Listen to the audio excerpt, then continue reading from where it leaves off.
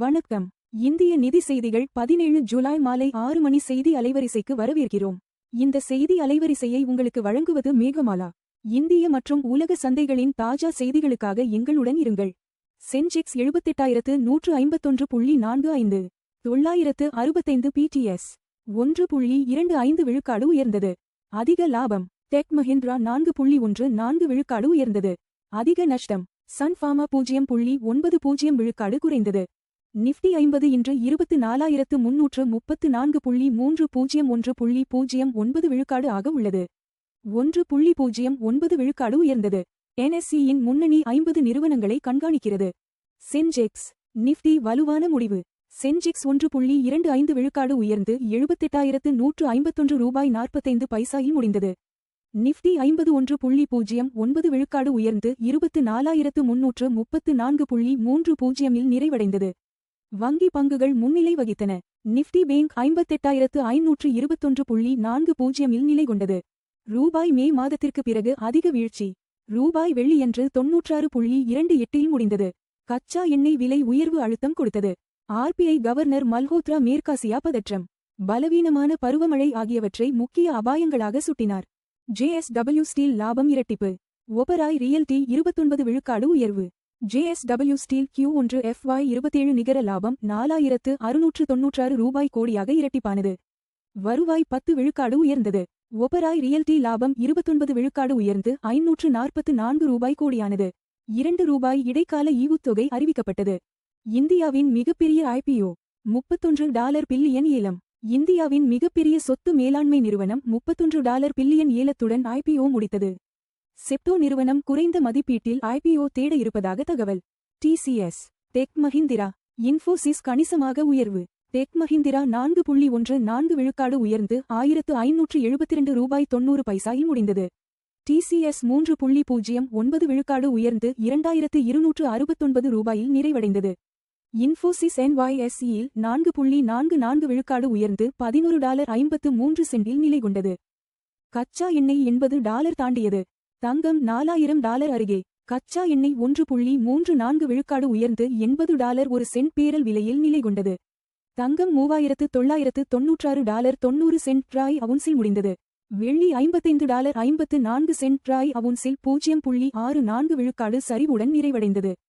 28,000 கோடி ரூபாய் அணு ஆற்றல் ஒப்பந்தம். கூட்டு நிறுவனம் ராஜஸ்தானில் 28,000 கோடி ரூபாய் அணு மின் நிலைய ஒப்பந்தம் கோரியது. இது அரசு முழுமையாக சொந்தமில்லாத முதல் அணு மின் நிலையமாக அமையும். NTPC பங்கு 0.18 விழுக்காடு சரிந்து 341 ரூபாய் 85 பைசாயில் முடிந்தது. ரிலையன்ஸ் பங்கு உயர்வு. SP குழுமம் கடன் திரட்டல் முடிவு. ரிலையன்ஸ் இண்டஸ்ட்ரீஸ் நிறுவனர்கள் ஜூன் காலாண்டில் தங்கள் பங்கை 50.48 விழுக்காடு ஆக உயர்த்தினர். பங்கு 2.36 விழுக்காடு உயர்ந்து 1,327 ரூபாய் 20 பைசாயில் முடிந்தது. ஷாபூர்ஜி பல்லோன்ஜி குழுமம் நீண்ட தாமதத்திற்கு பிறகு கடன் திரட்டலை முடித்தது. FD வட்டி விகிதங்கள் 3 ரூபாய் கோடிக்கு கீழ். கோட்டக் மஹிந்திரா பேங்க் 7.30 விழுக்காடு. பேங்க் ஆஃப் பரோடா 7.15 விழுக்காடு. பஞ்சாப் நேஷனல் பேங்க் 7.10 விழுக்காடு. HDFC பேங்க் 6.60 விழுக்காடு. தங்கம் $3,996.90 0.28 விழுக்காடு ஒரு ட்ராய் அவுன்சுக்கு. தோராயமாக சமம் 1,23,707 ரூபாய் ஒரு 10 கிராம். தங்கம் விலை 0.28 விழுக்காடு உயர்ந்தது. முந்தைய முடிவு $3,985.60 இலிருந்து.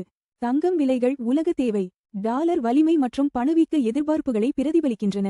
வெள்ளி $55.54 0.64 விழுக்காடு ஒரு ட்ராய் அவுன்சுக்கு. தோராயமாக சமம் 1,719 ரூபாய் ஒரு 10 கிராம். வெள்ளி விலை 0.64 விழுக்காடு குறைந்தது. முந்தைய முடிவு $55.90 இலிருந்து. வெள்ளி விலைகள் தொழில்துறை தேவை, சூரிய ஆற்றல் மற்றும் மத்திய வங்கி கொள்கைகளுடன் தொடர்புடையவை. WTI கச்சா எண்ணெய் $80 ஒரு சென்ட் 1.34 விழுக்காடு ஒரு பேரலுக்கு வர்த்தகமாகிறது. எண்ணெய் விலை 1.34 விழுக்காடு உயர்ந்தது. முந்தைய முடிவு $78.95 இலிருந்து. கச்சா எண்ணெய் விலைகள் இந்தியாவின் எரிபொருள் செலவு மற்றும் பணவீக்கத்தை கணிசமாக பாதிக்கின்றன. $$90.27.24 விழுக்காடில் இந்திய ரூபாயுடன் வர்த்தகமாகிறது. 24 பைசா விழுக்காடு வலுவானது. முந்தைய முடிவு 96 ரூபாய் 50 பைசாயிலிருந்து. பலவீனமான ரூபாய் இறக்குமதி செலவுகளை அதிகரிக்கிறது. ஆனால் IT மற்றும் மருந்து ஏற்றுமதியாளர்களுக்கு பயனளிக்கிறது. எல்பிஜி சிலிண்டர் விலைகள் முக்கிய நகரங்கள். சென்னை ரூபாய் 957 பைசா 3106 ரூபாய். பெங்களூரு ரூபாய் 944 பைசா 3021 ரூபாய். ஹைதராபாத் ரூபாய் 3191 ரூபாய். ஆந்திர பிரதேசம் ரூபாய் 50 பைசா 3128 ரூபாய். இந்திய நிதி செய்திகளை பார்த்ததற்கு நன்றி. தினமும் காலை மற்றும் மாலை 6 மணிக்கு எங்கள் செய்திகளை பார்த்துக் கொண்டே இருங்கள்.